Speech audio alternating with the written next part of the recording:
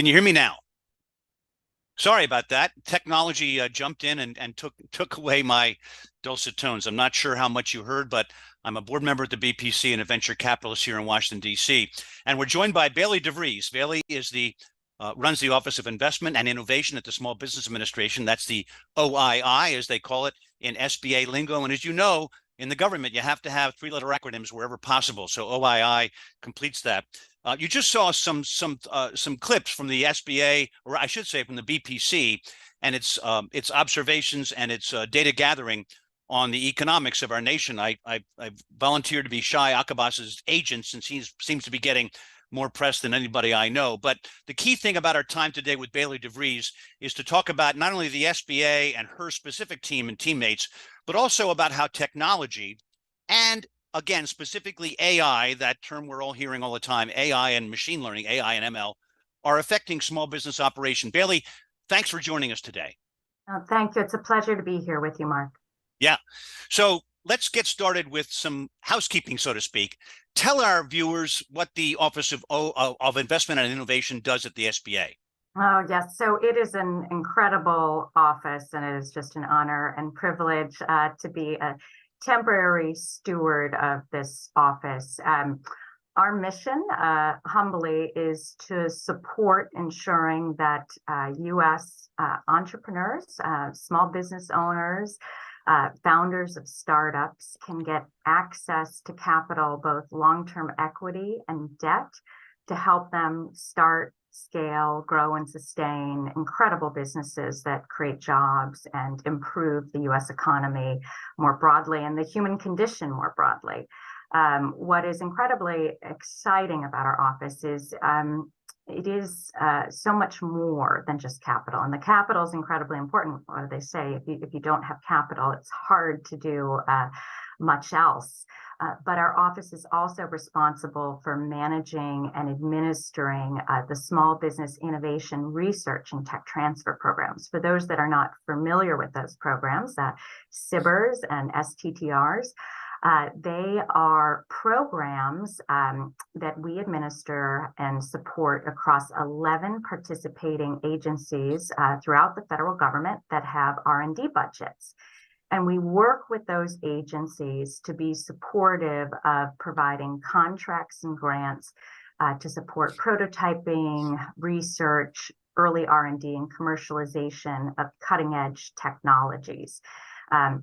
Incredible program that has been in existence for over 40 years and provides $4 billion of non-dilutive funding every single year to support innovation. And last and certainly not least, we run a portfolio of innovation ecosystem support programs. So what does that mean? Well, there are incredible organizations across public and private sector, philanthropy, and corporates that work to provide expertise and support to entrepreneurs that are building innovative companies by running incubators and accelerators. And we work with networks of entrepreneurial support organizations. We provide them with grants and prizes to fund their operations. And we do that through something called the Growth Accelerator Fund Competition, through our federal and state technology partnership program. And also, we recently assumed responsibility for an exciting portfolio called the Regional Innovation Clusters, which will focus on an industry vertical or technology to build expertise in a particular area to support small businesses that are seeking to innovate within those industries. So, like I said, it's a privilege to get to work on so many exciting missions and to be able to have an impact for so many entrepreneurs, and also to support them in building businesses that create so many job opportunities for Americans. Well, I'm obviously biased since I preceded you by at least one administration, as they used to say. But I think that the programs that the Office of Investment and Innovation runs are bluntly not marketed well enough, because if the common citizen knew the impact of where those funds that are allocated each year through you and your teammates go, and the impact they've had on not just technology or startups, but just businesses we use every single day, I think they would all be amazed and super thankful for the public-private partnership value and energy that OII brings. But from a larger perspective, the SBA has been the center of an unbelievable outpouring of capital during COVID in the various programs like PPP and EIDL, et cetera. Has it calmed down over at HQ a little bit since the COVID furor and all of the outflow of capital to help small businesses across the U.S.?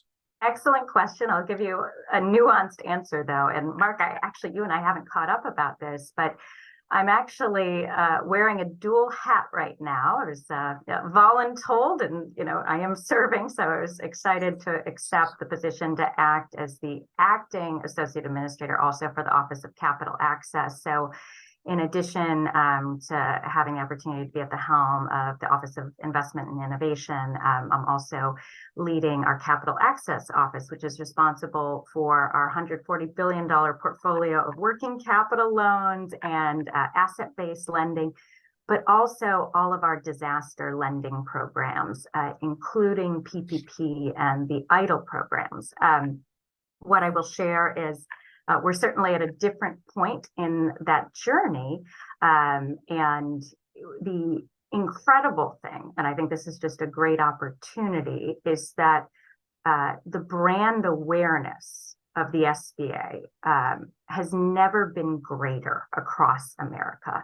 And with that, it presents many opportunities for us to extend our support across our broader portfolio, to be there to meet the needs of small business owners and entrepreneurs that are launching innovative startups across the country. Wow. So you do have many hats, and that keeps you awesomely busy. I did not know, but congratulations on, or maybe my condolences on adding all of that responsibility. So I know that emergency and disaster funds have been particularly top of the news recently with Maui and other arenas. I'm sure our listeners don't realize how the SBA is so important in some of these disaster recovery efforts. Give us an example of how the SBA has been a real player in folks recovering from disastrous situations like the recent fire in Maui. Yeah, so it's interesting, and I will admit, I was naive to this before transitioning from the private sector to work at the SBA. We often think of FEMA immediately when there is a national disaster, but the reality is that a large percentage and a greater percentage of financial support actually comes from the SBA. And the SBA provides low-cost loans to homeowners, business owners, to be there to support them as they seek to recover from national disasters. And in addition to supporting them by getting access to capital that they need quickly and many times to recover from these situations, now, our teams are boots on the ground to provide technical assistance and support to help them navigate federal programs and local programs and philanthropy. I think it's something that everybody who has worked at the SBA can be incredibly proud of. We take a whole of agency approach in supporting recovery, and we should just acknowledge this is a really challenging and trying time for small business owners and the Americans and their lives that are also affected by these national disasters. So just to remind our viewers, of which there apparently are a wonderful number, we will have Q&A. So if you have a question for Bailey, be sure to type it in chat, and we'll have a curated presentation of questions that I will present to Bailey a little bit later in our conversation, another 10 or 15 minutes or so. So the idea of the SBA as sadly, in my opinion, again, I'm biased, a hidden partner in so many important things that happen both in business development and disaster relief, as we just discussed. But one of the things that, and I hope I phrase this delicately or in a way that doesn't sound confrontational, not to you, but to the government in general, is sometimes in the government agencies, not so much in the Department of Defense, which often gets the best technology, but the platform for technology and platform for handling data, et cetera, can sometimes be a little bit behind the curve in other government agencies. Now, the SBA, your interaction with small businesses that are often very high growth, you need to be, I would argue, you and your teammates need to be closer to the tip of the spear on where technology is taking small businesses and how they interact with their marketplaces. And of course, artificial intelligence and machine learning are the newest zone here. And in the view of many, it's either Satan, it's going to destroy everything, or it's the visitation of the great Savior who is going to make our lives less drudgery filled, et cetera. What are some ways that you're either you and your teammates are deploying AI and ML, or you're seeing artificial intelligence and machine learning affecting the small business arena? Gosh. So first, I certainly wouldn't take your comments to be a criticism, but also just an acknowledgement of the large discrepancies that exist in appropriations between different federal agencies. I think we should all be so grateful that our Defense Department is so well funded. Our national security is paramount to everything else working properly in this country. I will say that I think we are all grateful that Congress moved with speed in with the pandemic and providing funding to support the PPP program. And with that also came administrative funds to support the operations of the agency. And I would applaud, I think we should all applaud Administrator Guzman, who, for those that don't know, she also had previously served as the chief of staff at the agency during the Obama administration. So she knew the inner workings of the agency quite well. So she was able to move swiftly and understood the needs for technology modernization and improvements to ensure that we could effectively get funding out the door rapidly for PPP to make sure that small businesses did not go under and that we were able to save American jobs. So that was a massive investment in technology. She has invested heavily in modernizing the SBA on the technology front. I think we can also all admit, though, that we are the least funded agency with cabinet level representation, yet the SBA has to meet the call, and we're privileged to meet the call of supporting over 33 million small businesses in the US, businesses that create over 99% of new jobs every single year in this country. So I could not think of an agency that needs more funding to ensure that we are able to meet those needs. One thing is inevitable. We know that that's change. We know that that's change in technology, that we go through periods where change happens very rapidly. The technology innovation cycle only seems to speed up, which is exciting, but it also presents risks and considerations. And with that, it requires the need to have good governance, good support, good technology systems, and to be able to procure technologies that we need to effectively meet the needs of small businesses, and also to not introduce security risks. Administrator Guzman also has taken many steps to improve cybersecurity of the agency by leveling up the role of our cybersecurity officer within the agency, which is tremendous. Additionally, though, she is incredibly customer-centric and technology-forward in everything that she does, and she thinks about the needs of small businesses in terms of how do we help them with cybersecurity. She actually launched an incredible pilot program to support cybersecurity for small businesses. Last year, it awarded funding to state government partners to work with small businesses in their regions, and just announced more funding and more partners, so that way we can be there to meet their needs. The requirements are high. The complexity continues to grow.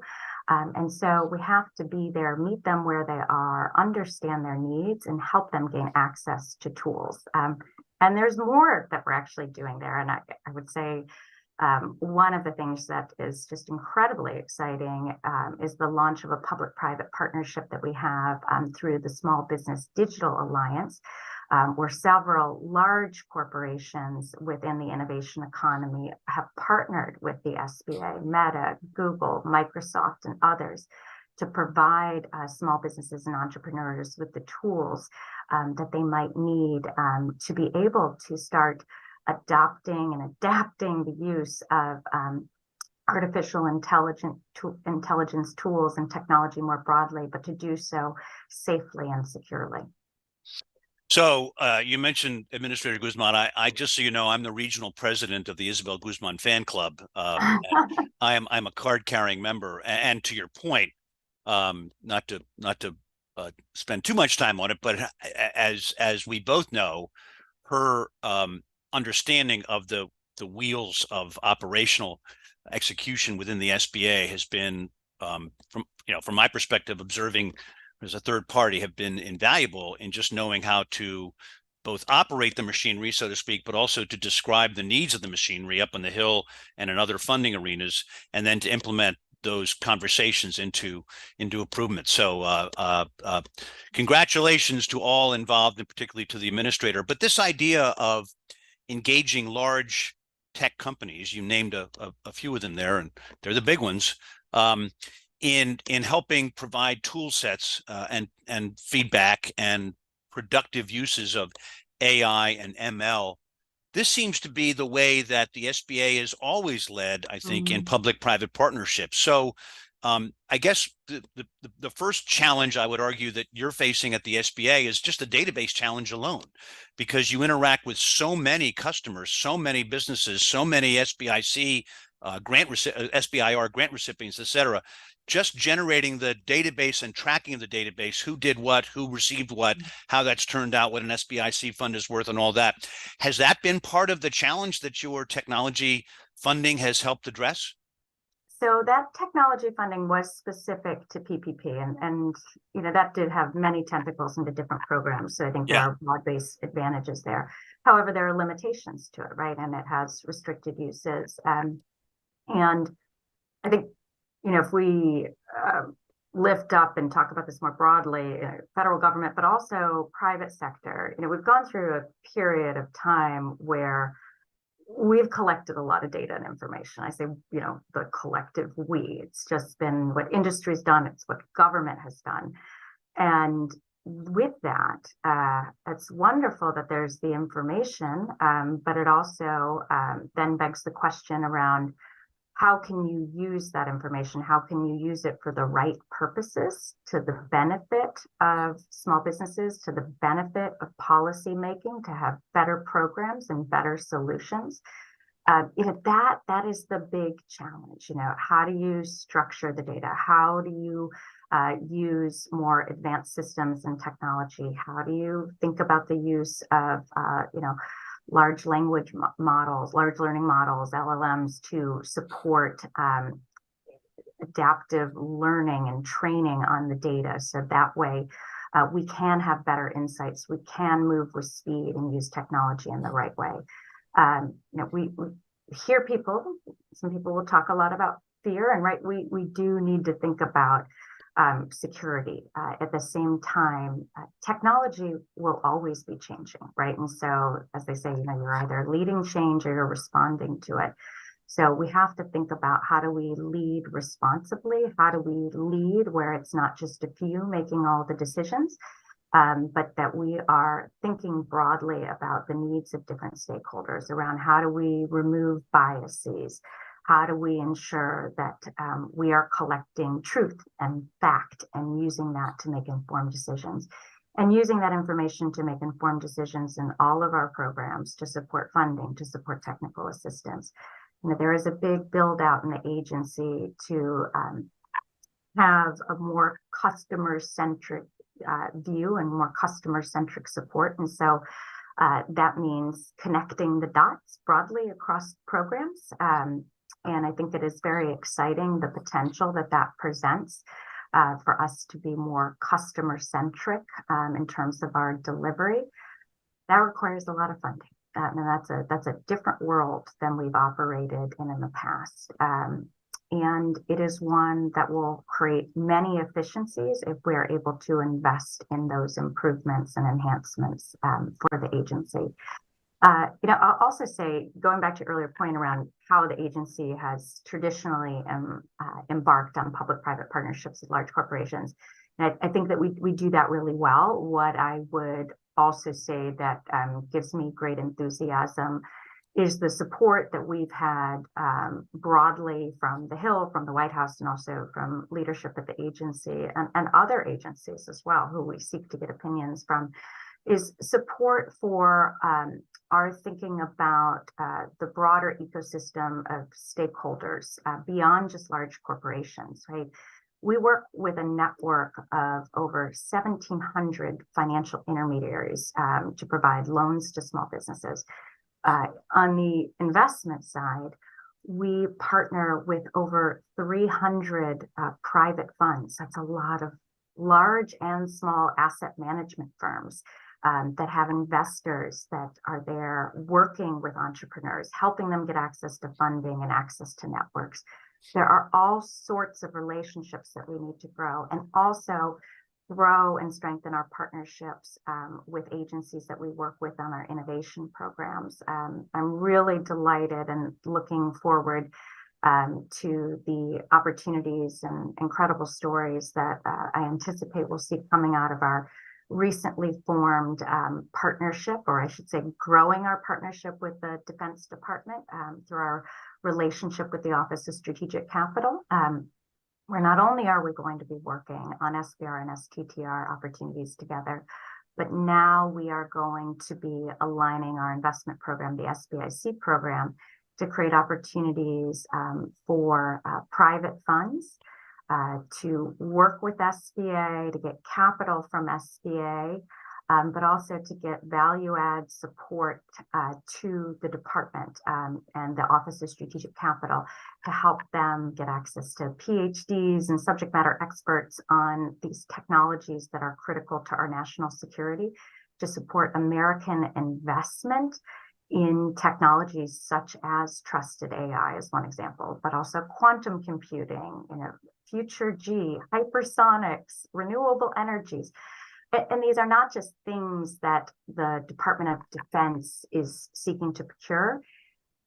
It is the technologies that we want to build here in the US, to have jobs created in the US, to support the innovation here in the US. So again, we're leading change and not responding to change.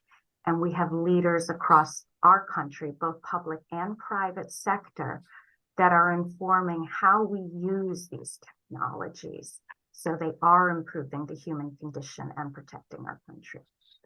So just to remind our viewers, we will have some Q&A. I will be reflecting some of the questions that folks put in the chat in just a minute, and we have a couple already teed up. But before we get to those, and they're pretty predictable, as you might expect, Bailey, but I'm interested in one of the sort of the biggest worries that you keep hearing around artificial intelligence and machine learning is that it will eradicate a whole chunk of jobs. And I know that jobs and job growth, that the SBA has always proudly carried the banner that small businesses are in fact the engine of job creation and job maintenance and job growth in the United States, far beyond the mega corporations. So this idea of AI, this sort of carnivorous ones and zeros engine that'll just take away all of these jobs that people currently employ. Are there ways that you and your colleagues at the Department of Labor or other agencies are at least paying attention to some of the sectors that may be at most risk as AI is deployed more and more deeply into our society? Yeah, so, I'd offer the framework. Sometimes it's helpful to think about parallels, right? So if you think about the agricultural revolution, you think about the industrial revolution, you think about just the use of compute power broadly. At different periods of time, this has led to changes in terms of the types of jobs that people have. It would be insensitive to say, oh gosh, this would not lead to any job loss. Throughout history, we've seen that certain types of jobs have been replaced. But consistently, again and again, what we have seen is that as we see technology improvements, if human beings, governments, and corporations make the right choices about the use of technology and how to govern it and to what objective they're using it leads to more inclusive equity. It leads to opportunities for people to develop skills, create new companies, create new job opportunities through these advancements. And so that way, through generations, we see new opportunities presented for the next generation that did not exist before. You think about people being on farms and working in the field and then going to work in factories and move to cities and then creating networks in cities that lead to other opportunities. It is a shift, and we will always be evolving and adapting. But the key is that we focus on how we use technology to improve the human condition, which means creating opportunities for purposeful work and economic growth and more inclusive equity in the process. Well said. And as I used to tell people, shift happens. Important to have that F in there, as one might say. But this idea of job loss, job creation, I think your analogy is spot on. There are many analogies that are parallel to the one you just suggested in the media space, where I spend a lot of my time, radio, going to TV, going to cable, and the VCR. Everything was going to kill the prior media. But in fact, and now over the top and streaming, it generates fresh perspective, fresh opportunity, and often fresh revenue. But one thing that would be actually a question from the crowd, crowdsourcing the question, so to speak, is that AI and ML is a natural source of funding for startups in AI and ML. So there's a whole raft of companies. As a VC, I see this a lot. A whole raft of companies that have sprung up and are either gathering capital or pursuing capital for AI or technology surrounding AI, for LLM management, for machine learning. How are some of these startups? What are some? It should be an easy question, I hope. What are some ways that these startups can approach the SBA for funding? Yeah. So if I have my statistics right, and they may have changed recently because a lot of money has gone into the space, but I believe just in the first half of this year, over $40 billion went into funding VC-backed companies in artificial intelligence, right? And you think about ChatGPT, and it was initially, $1 billion of funding. So we have a massive amount of funding going into this space.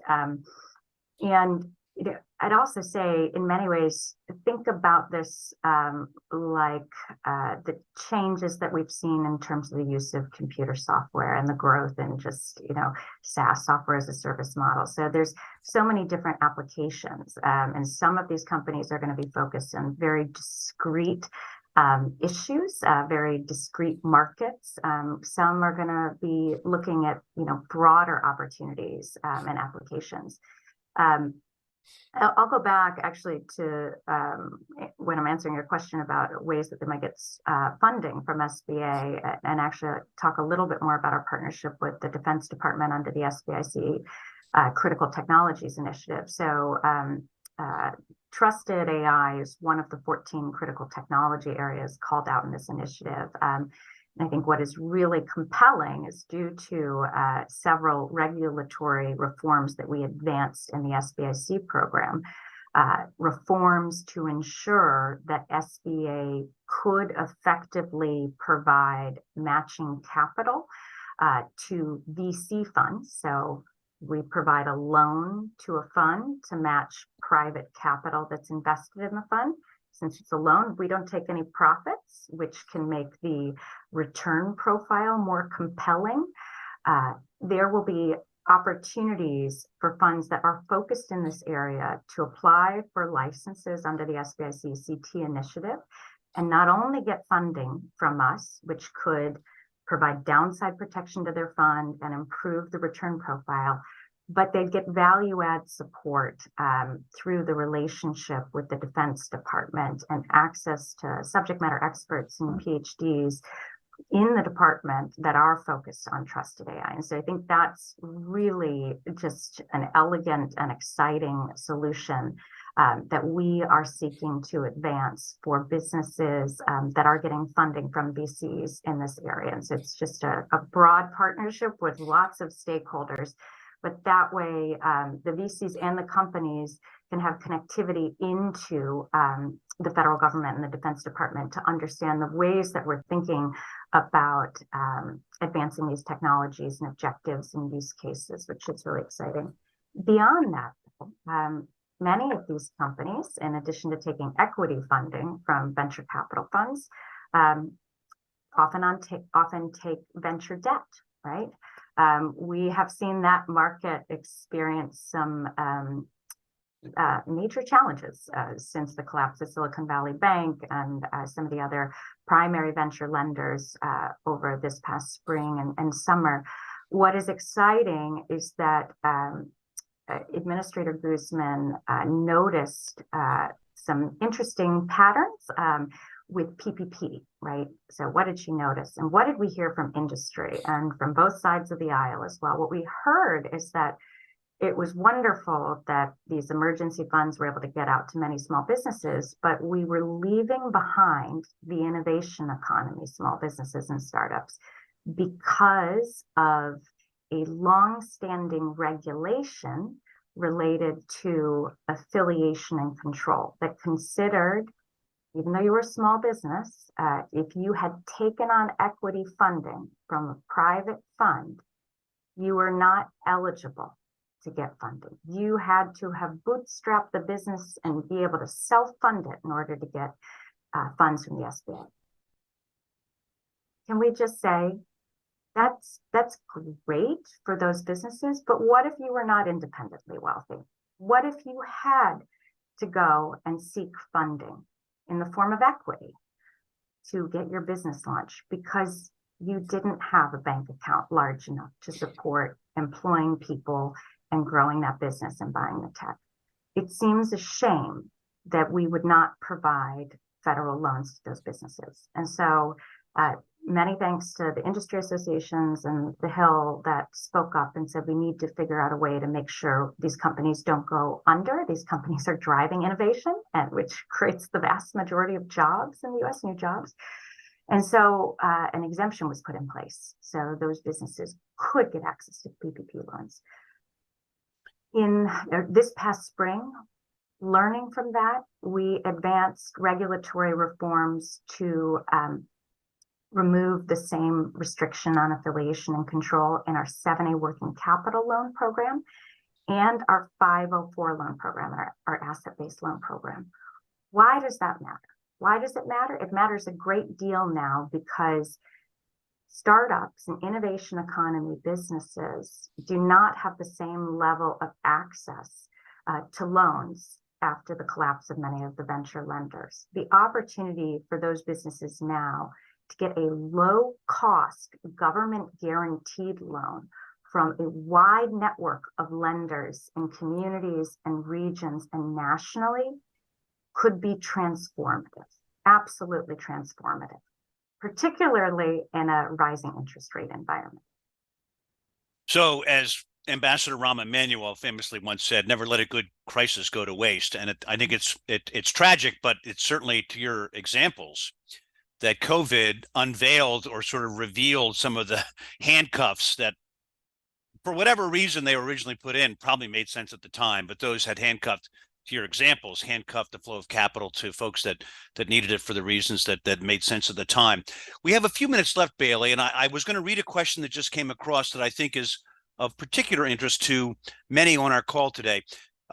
The questioner says, are there any concerns about the risks AI might pose to minority-owned businesses or their communities that might make them hesitant to adopt AI technologies that could prove beneficial? If so, what policy measures, if any, do you think might help support those business owners with AI adoption? Yeah. So it's an excellent question in that with changes in technology broadly and with AI, right? The key is that we have to figure out how to advance the technology responsibly. So the objectives are clear, that it is not benefiting a few, that we are considering the needs of communities and stakeholders broadly, that biases are not built into systems. It's incredibly important that we figure out a governance framework, so that way there can be trust.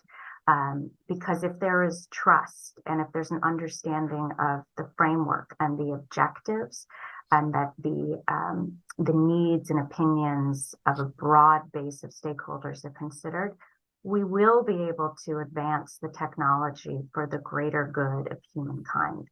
And this level of coordination is so necessary and critical. What we do not want to see is the technology in the hands of a few, making decisions for all, right?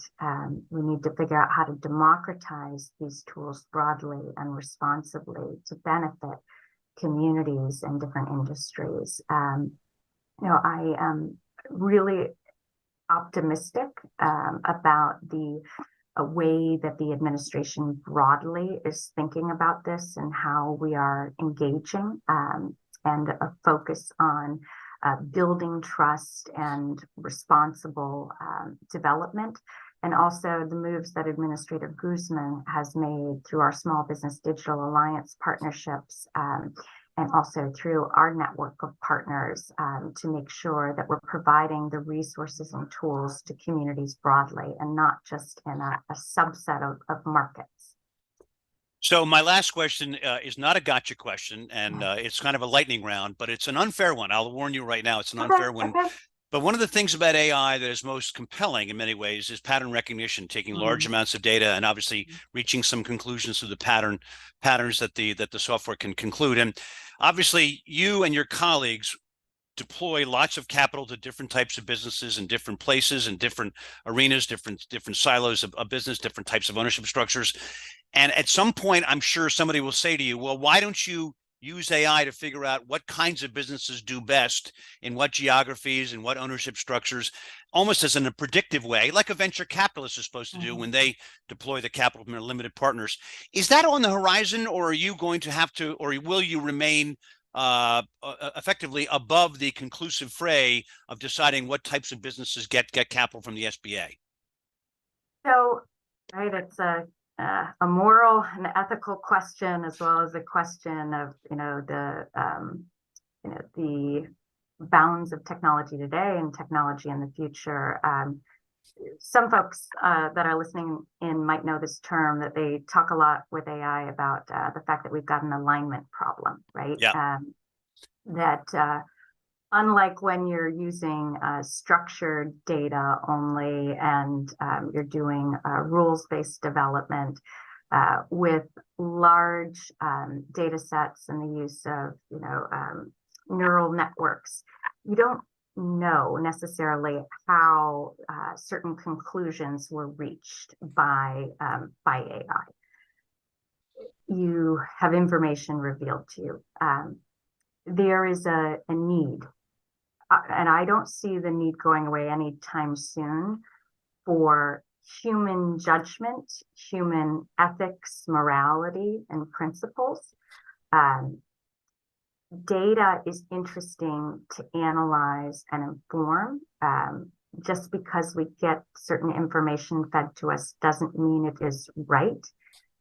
We should consider information, but we also need to check facts, and we need to layer in human intelligence. AI is not at the level of human intelligence. What do they say? That ChatGPT-2 was like the size of a bee's brain, and ChatGPT-4 is a squirrel's brain, and we're nowhere near the potential of the human brain yet. So I don't know about you, but I don't want a squirrel making all of our decisions.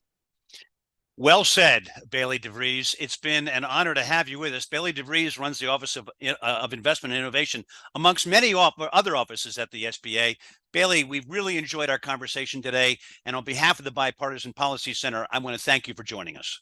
Well, thank you, Mark. And I want to say it is a privilege having the baton passed. from you and a number of other leaders in the seat to me. We're stewards for a short period of time of this great mission that was started for OII during the Eisenhower administration to ensure that capital and support were going to innovative small businesses and small businesses broadly across the country to make sure that they could grow and create jobs. So thank you for all you did before I was in this seat. I'm only able to do what I'm doing because of great leaders before me. So thank you.